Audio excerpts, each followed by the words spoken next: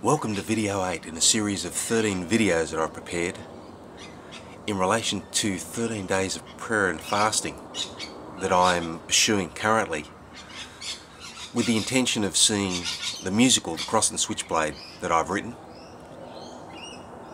being presented on Broadway in New York.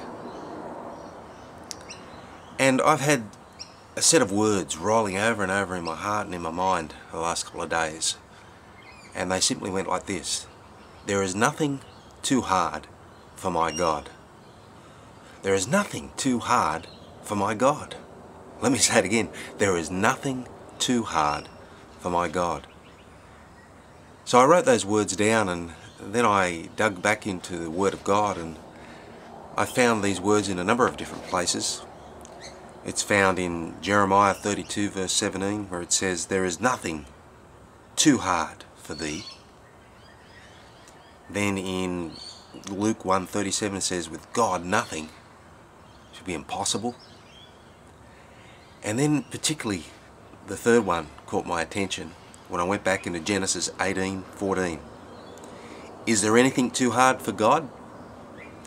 Now the one in Genesis particularly caught my attention because it's quite comical, because the Lord turned up to meet with Abraham, and we're told that there were 3 men who appeared to Abraham, and they were coming once again to reconfirm the promise that had been given to Abraham, that he would become the father of all nations.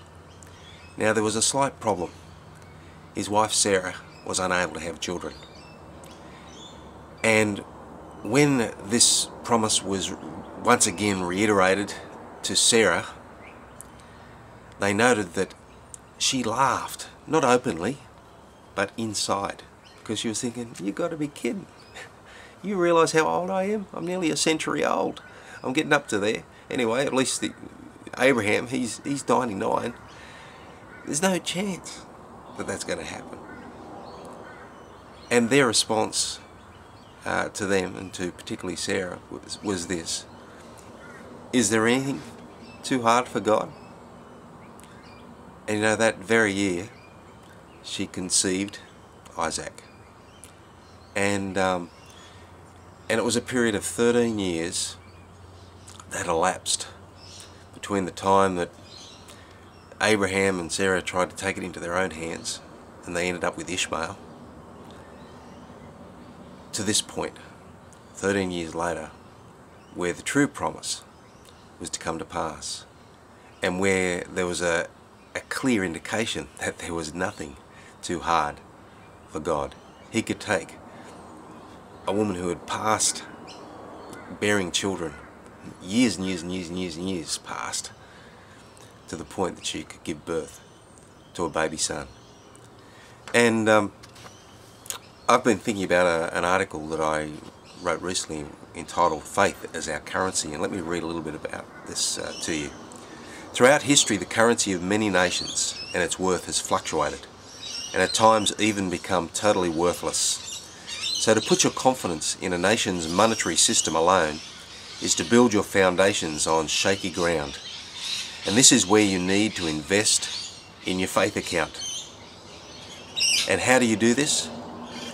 Well, I can only speak from personal experience, but there are 3 ways in which we can begin to build that faith currency within our life. And the first thing is to have faith in our God. There is nothing too hard for our God. As you listen to this video, and as you've listened to a number of videos, you can hear birdsong in the background. And I haven't arranged that.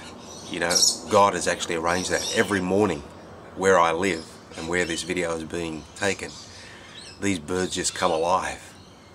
And I'm never ever amazed at the variety of the colours and the sounds and the styles of the bird life that I hear. You know, there is nothing too hard for God. If He can create this array of incredible diversity, there is nothing that He cannot do. So we must have faith in our God. And you know, I talk to Him as my friend and as my mentor. I don't have to get into a particular religious state of mind to talk to him. He's my mate. He's my friend. He's my companion. He's my Lord. Second thing is, have faith in your strengths. You know, God has given you a particular strength, just like me. A particular gift, just like me. And it's peculiar to you. You know, you're one of a kind. And you need to make sure that you identify your strengths. You know, don't be satisfied with just doing the mediocre.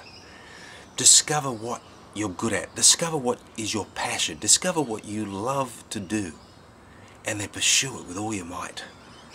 That's why I've dusted off my dream in relation to this musical. You know, it's been 13 years, just like Abraham. It was 13 years between Ishmael, when he was 86, to the conception of Isaac, the true promise, at the age of 99.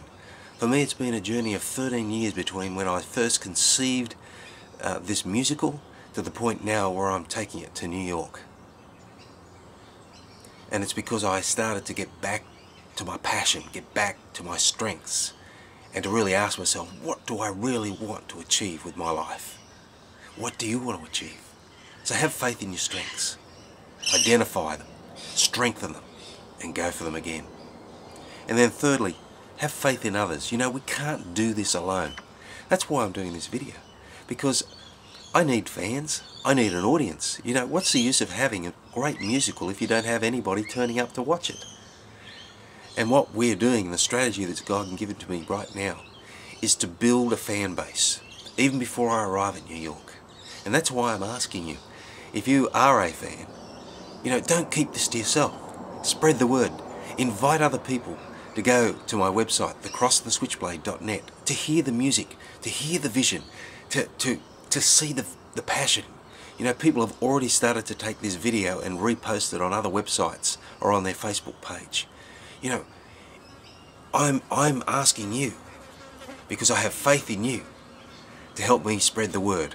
I can't do it alone. You know, to put on a musical, I need a producer. You know, I need a director. I need a team of incredibly talented people to take this to the stage. I need people in the background. I need marketing people. You know, it's not just one person. And that's why we need to have faith in others as well.